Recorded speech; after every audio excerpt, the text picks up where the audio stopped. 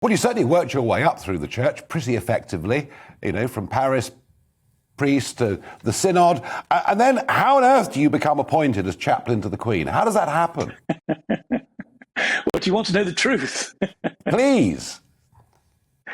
Well, the truth was that I kept on being bumped off the preferment list. A number of dioceses asked me, wanted my name at least in the pool. Because I used to go around as a diocesan missioner and cheer people up, and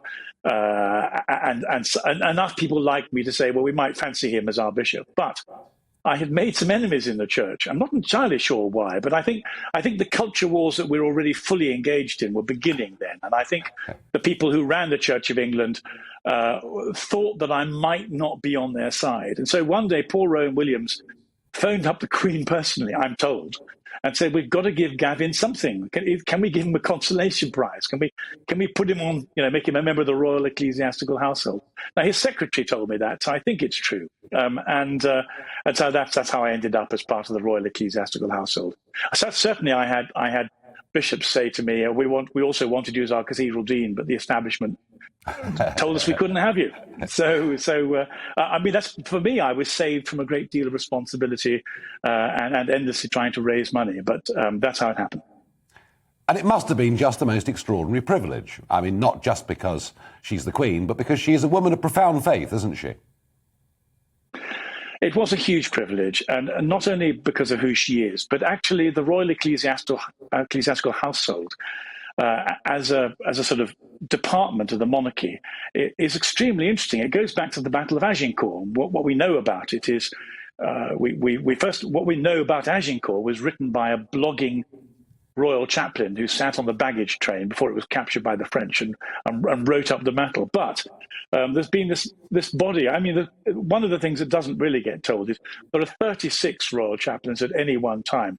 The problem is that I've been the most garrulous. The others have been quiet and dignified and well behaved, and it became clear to me after a while that I was bending the terms of the implicit terms. They weren't ever made explicit.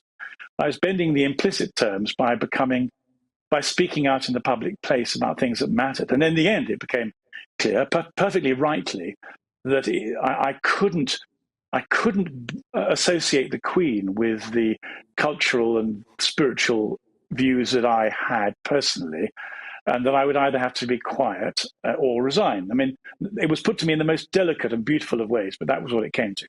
And at the time, I thought the direction that our society was taking was so critical that I absolutely wouldn't be quiet. Apart from anything else, one of the things that cancel culture has been doing for quite a while is trying to shut Christians up, take away the voice of the church, to silence the Gospels. I mean, the Gospels are now subversive literature. You can't have them in most places.